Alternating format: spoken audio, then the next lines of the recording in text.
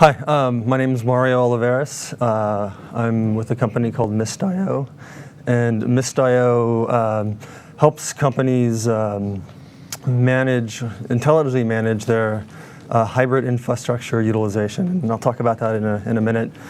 Today, what I'm going to talk about is our story, orchestrating Kubernetes on Openstack and other clouds, and the problems that we faced and how we overcame that. And I'm going to do it quite quickly.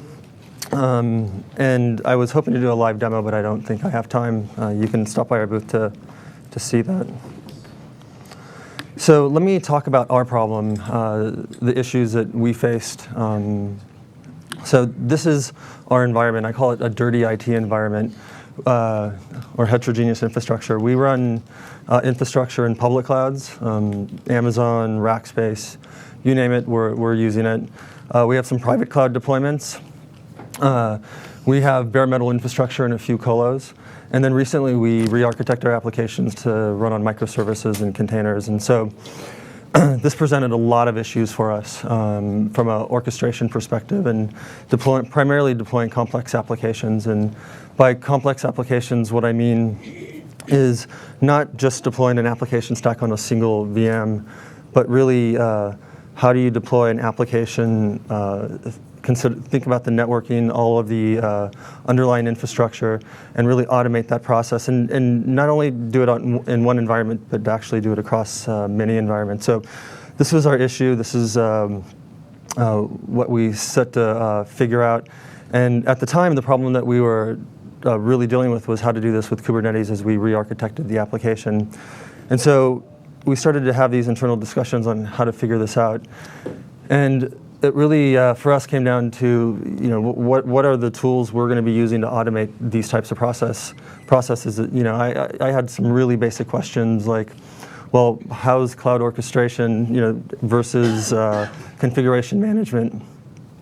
And what we as we thought through these problems and we started to really think this through, we really started to lean towards using cloud orchestration. In this case, we implemented Cloudify to basically automate the process of deploying complex applications and the use case of deploying a Kubernetes cluster across many environments. And the reason why we went this route was for a couple different reasons. One was we needed a tool set or a framework that was very open and flexible, and that was technology agnostic. We couldn't change our workflows and re-architect how we were already working. That was a showstopper. And at the end of the day, what we were really, really looking for was some type of reusable template that we could basically model the application and deploy it and do it consistently across all these various environments. And Cloudify really seemed to solve that problem for us. So I was sort of going into a live demo. What I'm going to do is show you some screenshots on how we delivered this. And just so you understand the end user of this, we actually have two types of end users. We have our internal developers and engineers who want a really easy way to click on a button and deploy a complex application across many nodes, have consistency across, or be able to control the application and all that underlying infrastructure, sequence, and all of that. So this is how we solve this problem. This is a screenshot. This is my account, so think of me as the end user. What I have here on the very top, all those cards on the top, those are all of my personal Amazon, or all my personal accounts. It starts with Amazon. I'm running infrastructure across all these different environments. What this interface allows me to do is start to see some really high-level aggregate information, so I can see the number of machines. I can manage my keys, scripts, networks. I can even create teams. We built out this RBAC capability that we modeled similar to GitHub. Where it really became interesting for us and how we implemented the Cloudify orchestrator was under that templates and that stack section. And what these are here, if you're familiar with Cloudify, was what we were able to do was use Cloudify to create what's called a blueprint. And the blueprints effectively are instructions for how to go and deploy these applications and deal with all of the dependencies. And a stack is the end result of actually running a blueprint. And so what we were able to give the end user is you can see there is that Kubernetes running on with CoreOS template. So the user now could click on this template. They can click on the button, and they could basically deploy. Well, now they can deploy the Kubernetes cluster with a single click.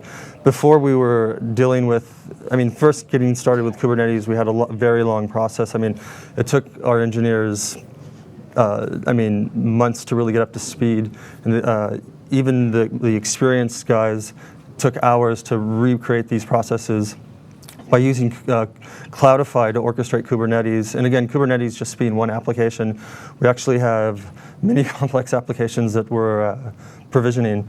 Users can get cluster up and running very quickly.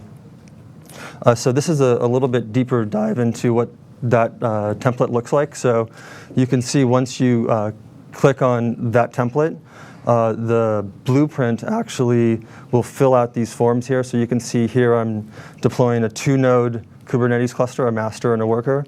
You can see that I've defined EC2. You can do this on OpenStack, obviously, and other clouds, using the same template without making any changes. You can select the size of the VM, the location, click that Create Stack button, and literally in about 6 minutes, you have a full-blown Kubernetes cluster ready to go. So again, the main thing, our problem was, how do you automate these workflows for dealing with these complex apps? We have lots of complex apps. Kubernetes happens to be just one use case. Once this thing is created, our end users could then go to the stack section, and these things appear here. So you could drill into these and start to get information about the cluster, scale up the cluster, scale down the cluster. And where it became really interesting for our internal and external users as well was tying all these capabilities into other features that we started to build into this platform. So think about this, being able to monitor the pod, the cluster, setting rules around utilization. So if the CPU reached a certain threshold, dynamically being able to add new nodes into the cluster. Before Cloudify, this was certainly not definitely not a trivial task. A lot of headaches, a lot of time for us. The key thing here was using this orchestrator to really automate the entire provisioning process end to end.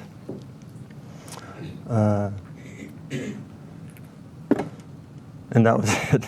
So I'd actually like to, this thing is actually live and running, and you can come by. We're a customer of Cloudify. I'm actually at the Cloudify booth. That's C20. If you guys want to see this and dig into this, I'd be more than happy to show you this thing in running out in the wild. Or if you're interested about Cloudify, which we're a big fan of, very cool technology, you can go to getcloudify.org. Or if you're interested in Mist.io, where I work, you can check out Mist, and there's my email address. So I hope that was helpful, and I hope you stop by the booth.